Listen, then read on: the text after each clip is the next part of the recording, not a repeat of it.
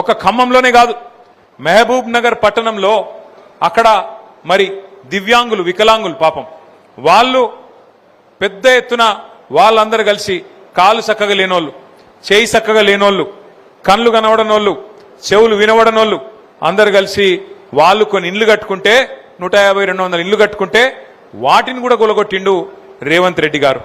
ఇంకా నిన్న ఇవాళ శుద్ధులు చెప్తున్నాడు, నేను చూసిన ఏదో బఫర్లో ఉండద్దు, ఇండ్లో ఉండద్దు, అండ్లో ఉండద్దు, ఉంటే ఊకోను అని పెద్ద పెద్ద మాటలు చెప్తున్నాడు రేవంత్ రెడ్డి. ఒక్క మాట దయచేసి మీరు ఆలోచన చేయాలని చెప్పి నేను కోరుతున్నా. మీరు దయచేసి జాగ్రత్తగా ఆలోచన చేయాలని నేను కోరుతున్నా. ఇవాళ రేవంత్ రెడ్డి గారి సొంత ఇల్లు ఆయన నియోజకవర్గం కొడంగల్లో కోస్గి అనే ఊర్లో ఆయన ఇల్లు కట్టుకున్నాడు. ఆ కోస్గి అనే ఊళ్ళే ఆయన ఇల్లు ఎక్కడుందో ఎరికేనా మీకు? ఆయన ఇల్లు ఉన్నది రెడ్డికుంట అనే జాగాలు ఉన్నది. ఆ ఏరియా పేరే రెడ్డికుంట. ఆయన కట్టుకున్నది కూడా తాలాబులనే కట్టుకున్నాడు, చెరువులనే కట్టుకున్నాడు, చెరువు లోపలనే కట్టుకున్నాడు.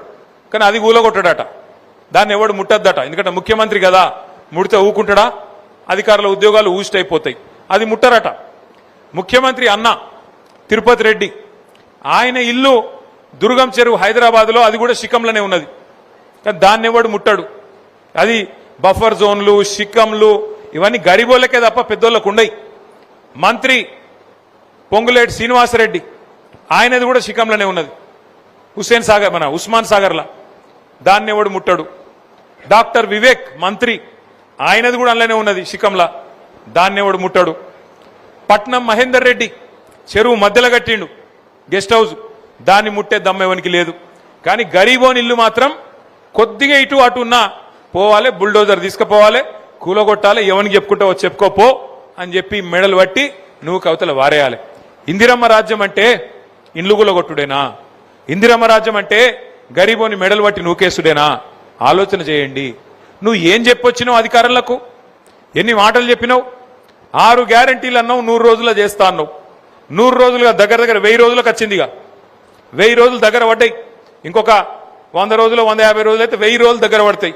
100 రోజుల్లో 6 గ్యారంటీలు అని చెప్పిన పెద్ద మనిషి, 100 రోజుల్లో 6 గ్యారంటీలు అమలు చేస్తా అని చెప్పిన పెద్ద మనిషి ఒక్కటన్నా అమలు చేసిండా? ఒకటి ఏం చేసినవారు అయ్యా అంటే ఒకటే చెప్తాడు, ఫ్రీ బస్ పెట్టలేదా అంటాడు. ఇక ఈ ఫ్రీ బస్ కథ మీకు తెలుసు నాకంటే బాగా. ఆడోళ్ళకి ఫ్రీ అట, మగోళ్ళకి డబుల్ టికెట్ అట. ఏం లాభం అది? ఇంట్లో ఆడోళ్ళు ఉంటారు, మగోళ్ళు ఉంటారు. ఆడోళ్ళకు ఫ్రీ అట, మగోళ్ళకు డబుల్ టికెట్ అట. ఇదివరకు మహిళలు ఎక్కితే కనీసం గౌరవించి ఇవ్వడం లేదు, సీట్ ఇస్తుండే. ఇప్పుడు ఉన్నది ఆ పరిస్థితి. ఆ ఉన్న సీట్ల కోసమే కొట్లాడుకునుడు, గుద్దుకునుడు గా పరిస్థితి వచ్చింది ఫ్రీ బస్సు స్కీమ్తోని. ఫ్రీ బస్సుకు మేము వ్యతిరేకం కాదు, కానీ ఈ రకంగా ప్రజలను మోసం చేసి ఎన్ని మాటలు చెప్పి ఇలా అధికారంలోకి వచ్చిన తర్వాత ఓడ మీద ఉన్నప్పుడు ఓడమల్లన్న, ఒడ్డుకెక్కినాక బోడమల్లన్న అన్నట్టు మొత్తం రాష్ట్రంలోని అన్ని వర్గాల ప్రజలకు శటగోపం పెట్టి, పంగనామాలు పెట్టి మోసం చేసి ఇవాళ ముఖ్యమంత్రి రేవంత్ రెడ్డి ఆయన ప్రభుత్వం ఇష్టారీతిన వ్యవహారం చేస్తూ ఉన్నది. రైతులకు చెప్పిండు, ఆ రోజు అధికారంలో ఉన్నప్పుడు ఏం చెప్పిండు? 3వ పంటకు కూడా రైతు బంద్ వేయాలి అన్నాడు. సంవత్సరంలో 2 పంటలు కాదు 3 పంటలు పండించేటోళ్ళు కూడా ఉంటారు, మరి 3వ పంటకు ఏవా కేసీఆర్ అని చెప్పి పెద్ద డైలాగులు కొట్టిండు రేవంత్ రెడ్డి. ఇలా 3వ పంటకు కాదు, 3వ నెల వచ్చినా నాట్లేసినాక 3వ నెల వచ్చినా ఇంతవరకు కనీసం రైతు బంద్ వేయలేని ముఖం లేనోడు ముఖ్యమంత్రి 3వ పంటకు కూడా వేయాలని చెప్పి ఆపోజిషన్ ఉన్నప్పుడు అడ్డం పొడుగు మాట్లాడిండు. యాద్ తెచ్చుకోండి మీరేం మాట్లాడిండు. నవంబర్లో తీసుకుంటే 10,000 వస్తుంది, డిసెంబర్లో మేము రాగానే తీసుకుంటే 15,000 ఇస్తా, నేను అధికారంలోకి ఎక్కిన మరుక్షణమే 15,000 రూపాయలు మీకు ఇస్తా అని చెప్పిండు. రాహుల్ గాంధీ తోడన్నాడు, సోనియమ్మ మీద ఒట్టన్నాడు, చచ్చిపోయిన ఇందిరాగాంధీ తోడన్నాడు, అందరి మీద ఓట్లు పెట్టుకున్నాడు, డబ్బల ఓట్లు వేయించుకున్నాడు. తర్వాత ఇంతవరకు పత్తా లేడు. కేసీఆర్ ఆడపిల్ల పెళ్లికి 1,00,000 రూపాయలు ఇస్తే కళ్యాణ లక్ష్మి అనే కార్యక్రమం కింద నేను దాని మీదికెళ్ళి తులం బంగారం ఇస్తా అన్నాడు. మీదికెళ్ళి 1,00,000 మీదికెళ్ళి తులం బంగారం ఇస్తా అన్నాడు. ఇలా ఎంత అయింది? 1,00,000 తులం బంగారం ఎంత అయింది ఇప్పుడు? 1,66,000. 1,66,000. నేను అప్పుడే చెప్పిన సిరిసిల్ల వేములవాడలో వీళ్ళు బంగారం ఇచ్చేటోళ్ళు కాదు, మెడల పుస్తల తాడు కూడా ఎత్తుకపోయే దొంగలు వీళ్ళు, నమ్మకుని ఏం చెప్పినా సరే. మనోళ్ళు సిరిసిల్లోళ్ళు నన్ను నమ్మినరు, వేములవాడోళ్ళు కాంగ్రెస్ నమ్మిరు. ఇప్పుడు ఏమాయ మరి? వచ్చిందా తులం బంగారం? ఎవరికన్నా తులం బంగారం కాదు, తులం ఇనుము కూడా ఇయ్యరిల్లు. ఉన్న ఎత్తుకపోతారు తప్ప ఇచ్చే రకం కాదు. రైతులకు బోనస్ ఇస్తా అన్నాడు. బోనస్ పంటకు 500 బోనస్ అన్నాడు. పడ్డాయా బోనస్ లేదు, రుణమాఫీ లేదు, ఇంకా సిగ్గు కూడా లేదు వీళ్ళకు, కాంగ్రెస్ వాళ్ళకు. నిన్న చెప్తుండు ముఖ్యమంత్రి, నేను రుణమాఫీ చేసినా అనుకుంటున్నా, నేను రైతు బంధు వేసినా అనుకుంటున్నా, వేసినో లేదో నాకు తెలియదు, పడ్డదో లేదో నాకు తెలియదు. మరి నువ్వెందుకు పికనికా? నువ్వు మా ముఖ్యమంత్రి వారు, నువ్వు లేకపోతే ఇంకోట ఏంది? నువ్వు రైతు బంధు ఎత్తే నీకు తెలియదు, రుణమాఫీ జరిగిందో లేదో నీకు తెలియదు. హైదరాబాద్లో దోమలు బాగా పెరిగిపోయినాయి, మున్సిపల్ మంత్రి వాడు నువ్వే కదా. దోమలు పెరిగితే ఆటోలలో చెత్త తీస్తలేరని ముఖ్యమంత్రి బాధ చెప్పుకుంటుండు మైకులా. ముఖ్యమంత్రి నువ్వు గట్లా మాట్లాడొచ్చునా? ఏం మాటలు అవి? ఒక్కటన్నా సక్కని మాట ఉన్నదా? నీ నోట్లకెళ్ళి వచ్చే ఒక్క మాటకు విలువ ఉన్నదా? గరీబోళ్ళ ఇండ్ల మీద వాడి కూలగొట్టుడే కాకుండా నిన్న చెప్తున్నాడు ముఖ్యమంత్రి, నేను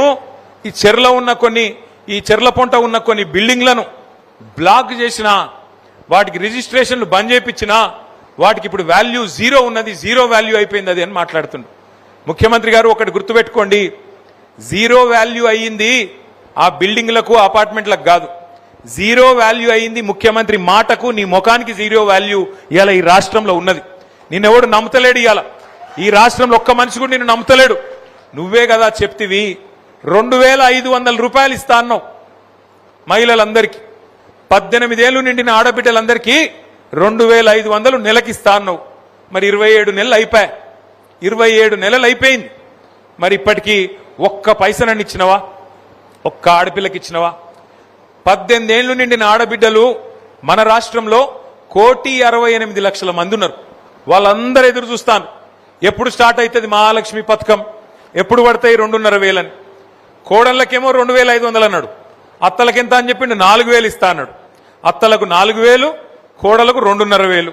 కేసీఆర్ ఒక అత్తకిస్తున్నాడు, లేకపోతే ఆ ఇంట్లో ఉండే తాతకిస్తున్నాడు, ముసలమ్మకో ముసలయ్యకో ఇద్దరు ఒక్కలకే ఇస్తుండు. నేను ఇద్దరికి కూడా ఇస్తా అని చెప్పిండు. ఒక్కలకన్నా ఇచ్చినావా? కనీసం 19 లక్షల మంది ఇవాళ పెన్షన్ల కోసం ఎదురు చూస్తా ఉన్నారు. రిటైర్ అయిన ఉద్యోగులు వాళ్ళు తనలాడుతున్నారు. ఈ ప్రభుత్వం వచ్చిన కాడికెళ్ళి వాళ్ళకి ఇయ్యాల్సిన పైసలు ఇస్తలేడు. మీదికెళ్ళి ఉపన్యాసాలలో చెప్తున్నాడు మనకు చాలా ఆర్థిక కష్టాలు ఉన్నాయని. మరి నేను అడుగుతున్నా ముఖ్యమంత్రి గారు, ఆర్థిక కష్టాలు ఉన్న మాట నిజమే అయితే మింగ మెతుకులేదు, మీసాలకు సంపెంగ నూనె పెట్టినట్టు వెనకటికి ఎవడో మింగేతందుకు మెతుకులేదట, కానీ మీసాలకు మాత్రం సంపెంగ నూనె కావన్నట్టు. మరి నువ్వే చెప్పబడుతుంది ఆర్థిక పరిస్థితి మంచిగా లేదు, ఇది బాగలేదు, అది బాగలేదని. మరి నీ ముఖానికి ఆ 1,50,000 కోట్లతో మూసీ సుందరీకరణ ఎవడు చేయమన్నాడు నిన్ను? నీకు మూసీ సుందరీకరణ మీదకి ఓట్లేసిండ్రా?